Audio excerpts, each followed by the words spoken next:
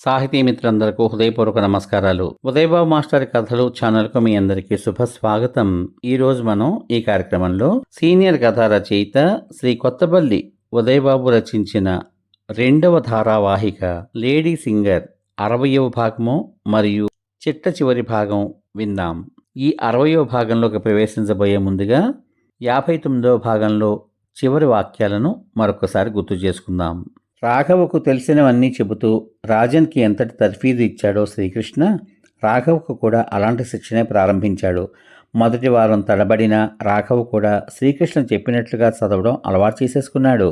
ఆదివారం సమయంలో ఒకసారి తన గ్రామానికి శ్రీకృష్ణను తీసుకువెళ్ళి తనకు తెలిసి కుటుంబ పరిస్థితుల వల్ల చదువు మధ్యలో మానేసి తమ కుటుంబాలకు సహాయపడుతున్న పిల్లలందరినీ శ్రీకృష్ణకు పరిచయం చేశాడు రాఘవ. వాళ్ళు సుమారు 17 మంది దాకా దొరికారు శ్రీకృష్ణకు. వారి అందరి ఇళ్లకు వెళ్ళి వారందరికీ చదువుకునే అభిలాష ఉండి కూడా చదువుకోలేకపోయిన పరిస్థితులను తెలుసుకుని ఆ కుటుంబంలోని ప్రధాన వ్యక్తులకు చదువు యొక్క ఆవశ్యకతను తెలియచేశాడు శ్రీకృష్ణ. వారిలో 4 తప్ప మిగతా 13 మంది పిల్లల తల్లిదండ్రులు తమ పిల్లల చదువులను ప్రైవేటుగా కొనసాగించేందుకు అంగీకరించారు.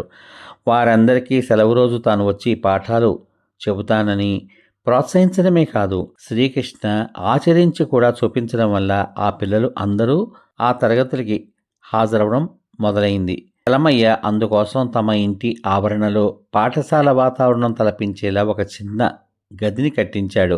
శ్రీకృష్ణ వాళ్ళందరికీ అర్థమయ్యేలా పాఠాలే కాదు, ఎన్నెన్నో విజ్ఞానదాయక విషయాలు కూడా చెబుతుంటే రాఘవ ఆ విధానాన్ని గమనించేవాడు.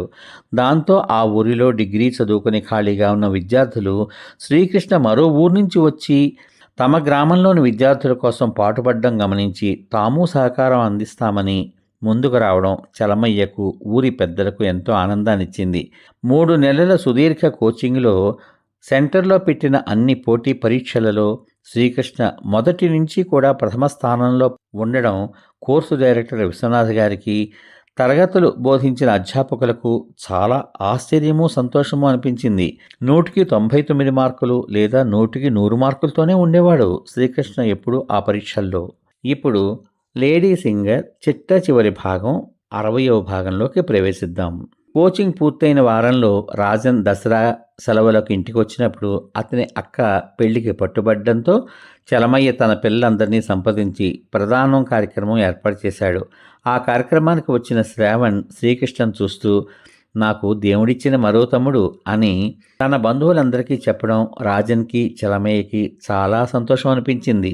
శ్రావణ్ తన భార్యని శ్రీకృష్ణకి పరిచయం చేస్తూ, ఏమోయ్, నువ్వు లేనప్పుడు నీ వంటింటి రాజ్యాన్ని ఏలేసింది ఈ మహానుభావుడే, నాకు ఎంతగానో సేవలు చేసిన ఉత్తముడు అని తన కూతుర్ని చూపించాడు. టీవీ ప్రకటనల్లో నెలల బేబీలా ఉన్న పాపను అపురూపంగా ఎత్తుకుని పేరేం పెట్టారన్నయ్య అని అడిగాడు శ్రీకృష్ణ. పద్మిని ప్రియదర్శిని అన్నాడు శ్రావణ్. పనిదర్ అన్నయ్య రాలేదేం మరి అడిగాడు శ్రీకృష్ణ. వాళ్ళ బంధువులకు ఎవరికో చిన్న అడ్డంకి వచ్చింది, అందుకే రాలేకపోయాడు అన్నమాటే గాని వాడి మనసంతా నా చుట్టూనే ఉంటుంది అన్నాడు శ్రావణ్. శాస్త్రి గారు శారదాంబ గారు కూడా రావడంతో వాళ్ళ సంతోషానికి అవధులు లేకపోయాయి. అంత పెద్ద కులం వాళ్ళు తమ ఇంటికి రావడమే ఎంతో గొప్పగా భావించారు చలమయ్య కుటుంబం అంతా. ఆ 4వ నెలలోనే బ్యాంకు ప్రొబేషనరీ పోస్టులకు ప్రకటన పడడం, శ్రీకృష్ణ దరఖాస్తు చేయడం, 2 నెలల అనంతరం విడుదలైన ఫలితాలలో మొదటి ర్యాంకర్గా నిలవడం ఎవరికీ ఆశ్చర్యం అనిపించలేదు. అతనికి రాకపోతే ఎక్కడో తప్పనిసరిగా అన్యాయం జరిగిందని మాత్రం అందరూ భావించేవారు. శ్రీకృష్ణకు ప్రొబేషనరీ ఆఫీసర్ శిక్షణకు రమ్మని లెటర్ రావడంతో శాస్త్రిగారి దంపతులు అమ్మయ్య, పిల్లాడి జీవితం గాడిలో పడిపోయినట్టే అని చాలా సంతోషించారు. శిక్షణాకాలం 3 నెలల్లో కూడా శ్రీకృష్ణ తన ప్రత్యేకతను నిలబెట్టుకున్నాడు. శిక్షణలో అధికారులు చెప్పిన విషయాలను వీలైతే మర్నాడు ఒక 5 నిమిషాలు తనకు చెప్పే అవకాశం ఇమ్మని, అలా తనను తాను పునశ్చరణ చేసుకునే వీలు ఉంటుందని అధికారులకు విన్నవించుకున్నాడతను. అప్పటి వరకు కొన్ని టాపిక్స్ అర్థం కాకుండా పోస్టులోకి వెళ్ళినప్పుడు చూసుకుందాంలే అనుకున్నవాడు కూడా ఉదాహరణల ద్వారా శ్రీకృష్ణ ఇచ్చే వివరణకు హ్యాట్స్ ఆఫ్ గురు అని అభివందనం చేశారు. అతని ఉత్సాహం చైతన్యం చూసి, ఏమిటయ్యా వారంలో చేసే పనంతా ఒక్క రోజులోనే చేసేస్తే మిగతా 5 రోజులు ఏం చేస్తావు అని ఆట పట్టించినప్పుడు శ్రీకృష్ణ నవ్వేశాడు. మీ సీట్లో పని ఎలా ఉంటుందో నేర్చుకుంటాను సార్ అనేవాడు. 3 నెలల శిక్షణ అనంతరం శ్రీకృష్ణకు లక్డీ కపూల్ శాంతినగర్ బ్రాంచ్లో పోస్టింగ్ ఇవ్వబడింది. శాస్త్రి గారు, శారదాంబ శ్రీకృష్ణతో సహా హైదరాబాద్ వచ్చి చిరంజీవి ఇంట్లో దిగారు. అన్నయ్య, వదిన తన ఇంటికి మొదటిసారి ఈ రూపంగా వచ్చినందుకు ఎంతో సంతోషించింది చిరంజీవి కుటుంబం. మీరు మొట్టమొదటిసారి హైదరాబాద్ వచ్చినప్పుడే మా ఆఫీసులో 2 పోస్టులు తాత్కాలిక నియామకం ద్వారా పూర్తి చేయమని పైనుంచి ఆర్డర్లు వచ్చాయన్నయ్య. అందులో ఒకటి రిజర్వేషన్, రెండవది నేనే పూర్తి చేయాలి. మీ అబ్బాయికి ఇప్పిద్దాం అనుకున్నాను, కానీ ఒక ప్రమాదంలో తండ్రిని పోగొట్టుకున్న ఒక బీదవాడిని అందులో నియమించాను. అతనెవరో కాదు, మా వదిన గారి కొడుకు. నన్ను మన్నించండి అన్నయ్య అని కళ్ళనీళ్ళు పెట్టుకున్నాడు చిరంజీవి. నిజంగా నువ్వు ఆ పని చేసి ఉంటే నా కొడుకు ఈనాడు పొందిన ఈ స్థితిని చూసే అవకాశం నాకు వచ్చేది కాదు తమ్ముడు. తనకు మాలిన ధర్మం కూడా మేలు చేస్తుందని నాకు ఇప్పుడే అర్థమైంది అన్నారాయన. శ్రీకృష్ణ ఉద్యోగంలో చేరిన మొదటి రోజు తన తండ్రి వెంట రాగా అపాయింట్మెంట్ ఆర్డర్తో బ్యాంకుకి వచ్చిన శ్రీకృష్ణను బ్రాంచ్ మేనేజర్ ఆత్మీయంగా ఆహ్వానించారు. స్వాగతం కృష్ణ, మీ గురించి మాకు ఎంతో మంచి రిపోర్ట్స్ వచ్చాయి.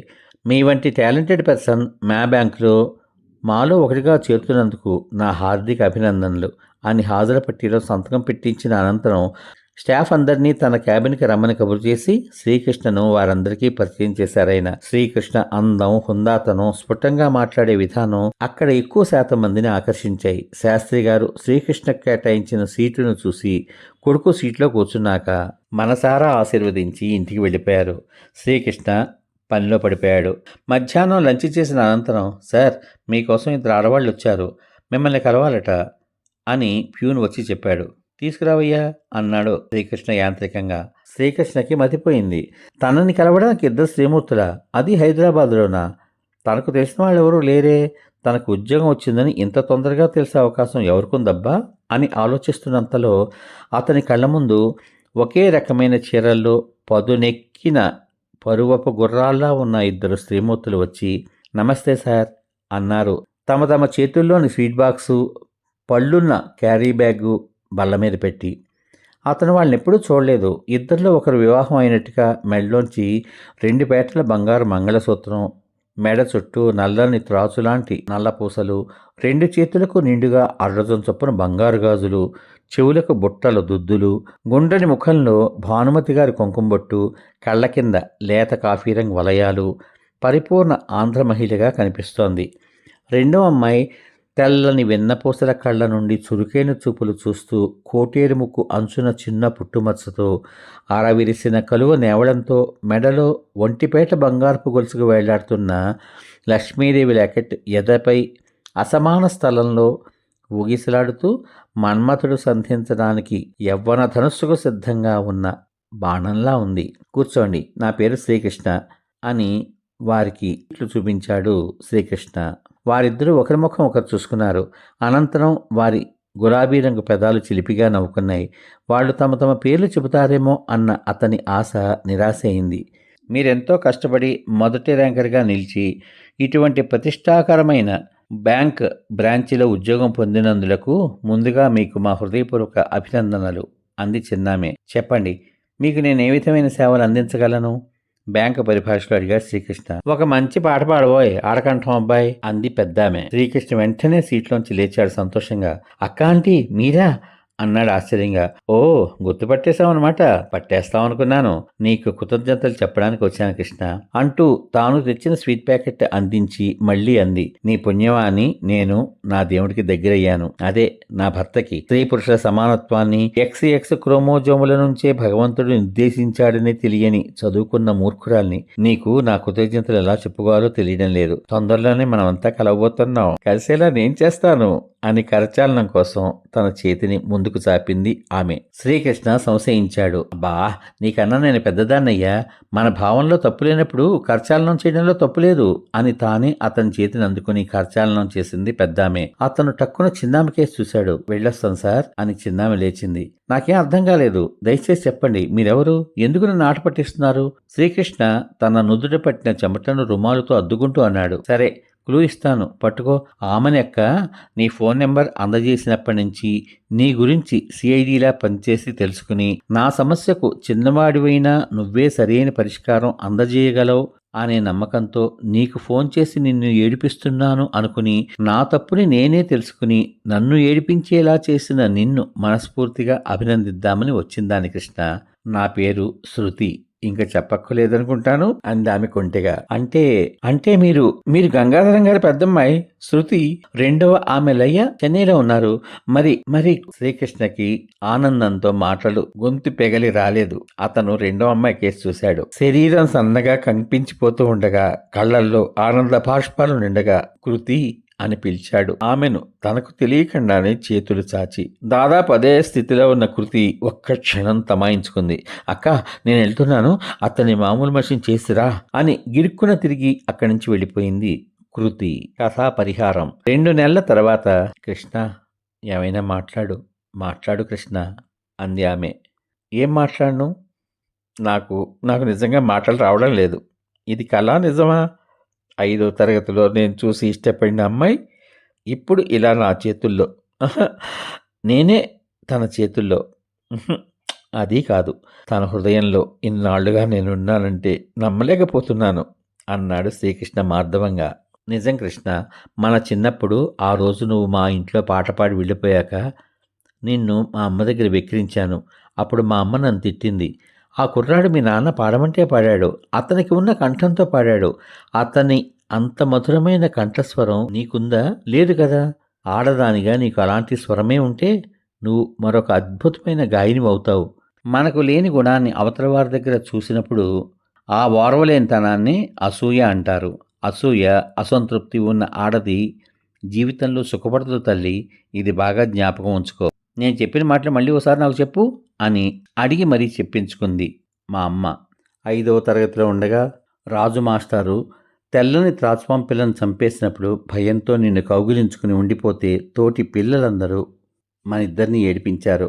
ఆ స్పర్శ మనసుకు అలా అంటుకుపోయి ఉంది అని చెబితే నమ్మగలవా నువ్వు? ఆ రోజుల్లో ఏది చదివినా ఒకసారి చదివితే వచ్చేసేది. అప్పటి నుంచి ఇంజనీరింగ్ వరకు కూడా అమ్మ మాటలు మననం చేసుకుంటూనే చదివాను. సంగీతంలో డిగ్రీ పూర్తి చేశాను. ఎన్నో వందల కచేరీలు చేశాను. కిందసారి మీ నాన్నగారితో నువ్వు వచ్చినప్పుడు ఒక్కసారి త్యాగరాజ గాన సభ లోపలికి వెళ్ళి ఉంటే పేరుతో సహా నా పోస్టర్ని చూసిండేవాడివి. ఆమెని అక్క ఫోన్ చేసి శ్రీకృష్ణ శ్రీశైలం వచ్చాడని, తమ ఇంటికి కూడా వచ్చాడని, అతని పద్ధతి చూసి అతన్ని ఎట్టి పరిస్థితుల్లోనూ బయటికి పోనివ్వకూడదే, అందుకు నువ్వేం చేస్తావో తెలీదు అని నీ ఫోన్ నెంబర్ ఇచ్చినప్పుడు అక్క నిన్ను పరీక్షించడానికి ఎన్ని రకాలుగా మాట్లాడినా నువ్వు కనీసం ఆమె ఎవరు, ఎందుకు అలా మాట్లాడుతోంది అని కూడా చూడకుండా తనతో వాదించి తన తప్పును తనకు తెలియచేసేలా చేశావే. అప్పటి నుంచి నిన్ను ఎలా కలుసుకోవాలా, ఎలా మాతో కలుపుకోవాలా అని ఎంతగా ఆరాటపడిపోయిందో కృష్ణ. ఏది ఏమైనా మగాడికి కానీ ఆడదానికి కానీ తొందరపాటుతనం తగదు. స్థితప్రజ్ఞత చాలా చాలా అవసరం జీవితానికి అని నిరూపించిన నిన్ను నేను దక్కించుకోవడం నిజంగా నా అదృష్టం కృష్ణ. కానీ నావి 2 కోరికలున్నాయి, అవి తీర్చాలి నువ్వు అంది ఆమె. అప్పటి వరకు ఆమె గుండెల మీద తల పెట్టుకుని ఆమె మాటలు శ్రద్ధగా వింటున్న శ్రీకృష్ణ మనోహరంగా నవ్వాడు. ఒక్కసారిగా అతను వెల్లకిలా పడుకుని ఆమెను తన గుండెల మీదకు లాక్కుని ఆమె చుట్టూ తన చేతులు పెనవేశాడు. చూసావా, నన్ను మాట్లాడమని నువ్వెన్ని మాటలు మాట్లాడావో. సరే, ఇంతకీ ఏమిటి నువ్వు కోరే ఆ 2 కోరికలు అడిగాడతను. నేను అడిగితే నువ్వు బాధపడతావు అందామె. అయితే నేను చెబుతాను. ఇందాక నీ గుండెల మీద తల పెట్టుకుని పడుకున్నప్పుడు నీ మనసు నాకు చెప్పింది అన్నాడు శ్రీకృష్ణ. ఆహా, ఏమిటో అవి? కళ్ళు విచిత్రంగా ఎగరేసి నవ్వినప్పుడు ఆమె బుగ్గనున్న నల్లని చుక్క ఆ సొట్ట బుగ్గ గిన్నెలో దూరిపోయింది. ఒకటి, నేనింక ఆడకంఠంతో పాటలు పాడకూడదు, అంతేనా? కృతి ఒక్కసారిగా ఉలిక్కిపడింది. మరి రెండవది? భయంగా అడిగింది. అతని నుదుట కళ్యాణ తిలకాన్ని కుడి చేతి చిటికిన వేలితో దుద్దుతూ. అది నాకు తెలీదు. మొదటి దానికి మాత్రం నా సమాధానం. నేను ఇంకా పాడదలుచుకోలేదు. ఎంతవరకు అంటే పెళ్లికాని కుర్రవాణ్ణి. ఏ వేషాలు వేసినా కుర్రవేషాలు అనుకుంటారు. వివాహం అయ్యాక కుర్రాడు పరిపూర్ణమైన బాధ్యత గల మగవాడు. ఏ వయసుకు తగ్గ ప్రవర్తన ఆ వయసుకు లేకపోతే అసహ్యంగా ఉంటుంది చూసేవాళ్ళకి. ఎవరి సంగతో నాకు అనవసరం. నాకు కావాల్సింది మన ఇద్దరి జీవితం. మనం ఒకరి వల్ల ఒకరం ఎట్టి పరిస్థితుల్లోనూ అసంతృప్తి ఫీల్ అవ్వకూడదు. అందుకే ఇక పాడను. నీ అంతటా నువ్వు అడిగినాడు మాత్రం ఖచ్చితంగా పాడతాను. నా మనసుకు బాధ కలిగినాడు పాడుకుంటాను. ఇంతవరకు పాడుకున్న ఫోటోలు, వీడియోలు అన్నీ నాకు మిగిలిన జ్ఞాపకాల అనుభూతులు. ఇక నువ్వు నాతోనే ఉంటావు కాబట్టి వాటి అవసరమే రాదు అనుకుంటున్నాను. సరేనా? తలెత్తిన ఆమె కళ్ళ నిండా నీళ్లు. అవేమిటో అతనికి తెలుసు. అందుకే వాటిని తుడిచే ప్రయత్నం చేయలేదు. సరే, మరి నేనొకటి అడగనా? అందామె. నువ్వేం అడుగుతావో నాకు తెలుసు అన్నాడు శ్రీకృష్ణ. ఎలా? అడిగిందామె. ఇందాక నువ్వు నా గుండెల మీద తల పెట్టుకున్నప్పుడు నీ మనసు నా మనసుతో ఊసలాడింది. శ్రీకృష్ణ ఆమె కోటేరు ముక్కు పట్టి ఊపాడు. ఆ రోజు నేను, అక్క నీ ఆఫీస్కి వచ్చిన మొదటి రోజు. నన్ను నువ్వు గుర్తుపెట్టాక కంపించిపోతూ అప్రయత్నంగా నువ్వు చేతులు చాచావు. నీ చేతుల కంపనం చూశాక నా పట్ల నీ నిజమైన పవిత్రమైన ప్రేమ అర్థమైంది. పెళ్లి కాకుండా నిన్ను తాకడం నాకెందుకో తప్పనిపించింది. ఒక్క క్షణం ఆగి ఉంటే తమాయించుకోలేక నీ కౌగిల్లో వాలిపోయేదాన్ని. అందుకే బయటికి పరిగెత్తేశాను. ఇదేనా నువ్వు అడగబోయిన ప్రశ్న? అందామె. అవును కృతి, మనం అడగదలుచుకున్నవి మనకి తెలియకుండానే ఒకటయ్యాయి అంటే మనం ఎంత అదృష్టవంతులమో కదూ అన్నాడు శ్రీకృష్ణ. అవును, మరి అందుకు శిక్ష ఏమిటో తెలుసా? చిలిపిగా అన్న శ్రీకృష్ణ మాటలకు తెలుసు. అప్పుడెంత నియంత్రించుకుని పారిపోయాను. మనం ఇప్పుడు అంత దగ్గర అవ్వాలి, అంతేగా? నీ ఇష్టం, నేనింక మాట్లాడను అంది తమకంగా కృతి. నేను మాట్లాడను, నిన్ను మాట్లాడనివ్వను అని పలికాడు శ్రీకృష్ణ. అనంతరం ఆ శోభనపు గదిలో 4 పెదవులే కాదు, సర్వనాడుల తమకపు ప్రేమతత్వంతో మమేకమవుతున్న ఆ ప్రేమ జంట ఆ గదిలో, ఆ నిశ్శబ్దంలో. సమాప్తం. ఇంతవరకు మీరు సీనియర్ కథా రచయిత శ్రీ కొత్తపల్లి ఉదయబాబు కలం నుంచి జాలువారిన లేడీ సింగర్ 60వ భాగము మరియు చివరి భాగం విన్నారు. 60 భాగాల ఈ ధారావాహికను మొదటి నుంచి ఎంతో శ్రద్ధగా విన్న పాఠకులందరికీ ముందుగా నా హృదయపూర్వక ధన్యవాదాలు, నమస్కారాలు. ఈ రోజుల్లో కుర్రవాళ్ళు ఈ విధంగా బాధ్యతగా ఉండడం లేదు అన్న విషయం మనకు తెలుసు. కానీ అలా బాధ్యతగా ఉంటే అతను ఈనాటి యువతకు ఒక ఆదర్శప్రాయుడిగా నడిచి చూపిస్తే అనేటువంటి కథా వస్తువే ఈ ధారావాహికకు బీజం. ఈ నవల విన్న తర్వాత ఏ ఒక్కరూ ఆ విధంగా నడుచుకుని తమ జీవితాన్ని మలుచుకున్న రచయితగా కొత్తపల్లి ఉదయబాబు జీవితం ధన్యం. ఈ నవల రాసింది, చదువుతున్నది నేనేనని మీకు తెలుసు. అటువంటి చక్కని సహకారం ఇంతకాలం మీరందరూ అందించినందుకు మీ అందరికీ నా హృదయపూర్వక ధన్యవాదాలు మరియు కృతజ్ఞతాభివందనాలు. ఈసారి అవకాశం ఉన్నప్పుడు మరొక మంచి నవలతో మీ ముందుకొస్తాను. అంతవరకు సర్వే జన సుఖినో భవంతు, శుభమస్తు, స్వస్తి అంటూ వీడ్కోలు పలుకుతూ మీ కొత్తపల్లి ఉదయబాబు.